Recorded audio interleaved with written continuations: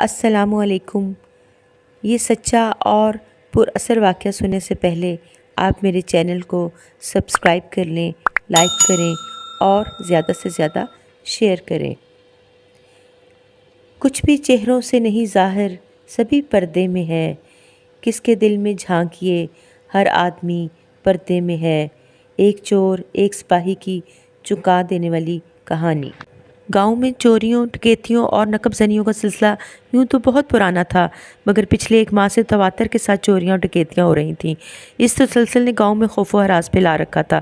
رات کے کسی پہر چوروں کا قافلہ دبے پاؤں آتا، کسی گھر یا حویلی میں لوٹ مار کرتا اور چل دیتا۔ کبھی کسی کے بیل کھل جاتے، کسی کا جہیز لوٹ لیا جاتا، کسی کے ٹرنک منہ چڑھا رہے ہوتے۔ پچھلے ایک ماہ کے دوران اس حدود کے تھانے میں 2 تھانے دار تبدیل ہو چکے تھے، پھر بھی چوروں پر پولیس کی گرفت ناکام تھی۔ ایک شام گاؤں کے وڈیرے نے اپنی اتاق میں بیٹھ کر فیصلہ کیا کہ اب اپنی مدد آپ کرنی چاہیے۔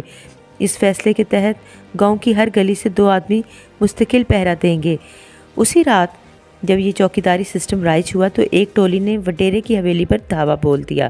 یہ لوگ دبے پاؤں چلتے ہوئے حویلی کی پچھلی دیوار تک آئے اور جیسے ہی دیوار پر لانگ کر اندرونی حصے کی طرف بڑھنے لگے کہ وڈیرے کے آدمیوں نے چوروں کو دبوچ لیا۔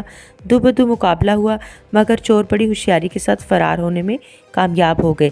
تاہم ان کا ایک ساتھی زخمی حالت میں بھاگتے ہوئے گرا اور پہرا دینے والوں کے نرغے میں آ گیا۔ فائرنگ کی آوازیں سن کر سارا گاؤں وڈیرے کی حویلی کے باہر جمع ہو چکا تھا۔ بابا دیر نہ کرو، زخمی کو تھانے لے جاؤ، ایک آواز آئی۔ تھانے والے کیا کریں گے؟ اسے شہر جانے والی سڑک پر ڈال دو، اس کے ساتھی لے جائیں گے، یہ دوسری آواز تھی۔ ان آوازوں کے شور میں وڈیرے کی گونجدار آواز ابھری، زخمی چور کو گاڑی کی ڈگی میں ڈال کر تھانے لے جاؤ اور رپورٹ درج کراؤ۔ گاؤں کے جالوں کا قافلہ تھانے پہنچا۔ وہاں اکیلا منشی کرسی پر سر لٹکائے اونگ رہا تھا۔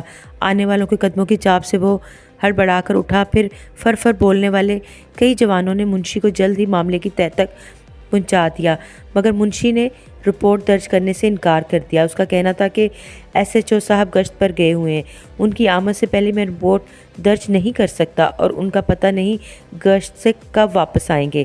گاؤں کے جوانوں کا کہنا تھا کہ تمہاری غفلت سے اگر زخمی چور مر گیا تو کون ذمہ دار ہوگا؟ وہ بضد تھے کہ ہم ابھی رپورٹ درج کرائیں گے، مگر منشی کی بھی ایک ہی ضد تھی کہ جب تک صاحب نہیں آئیں گے رپورٹ نہیں لکھی جائے گی۔ بالآخر فریادیوں کی بحث سے تنگ آ کر منشی رپورٹ لکھنے پر رضامند ہو گیا۔ ٹھیک ہے، بتاؤ زخمی چور کدھر ہے؟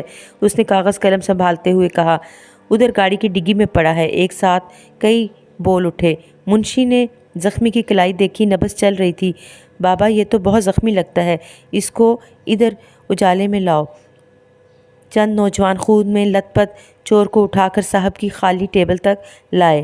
قریب آ کر روشنی میں منشی نے چور کا منہ سیدھا کر کے چہرہ دیکھا تو اس کا اوپر کا سانس اوپر اور نیچے کا نیچے رہ گیا۔ اس نے ٹوٹے لہجے میں اٹک اٹک کر کہا، ارے یہ تو اپنا سپاہی ہے۔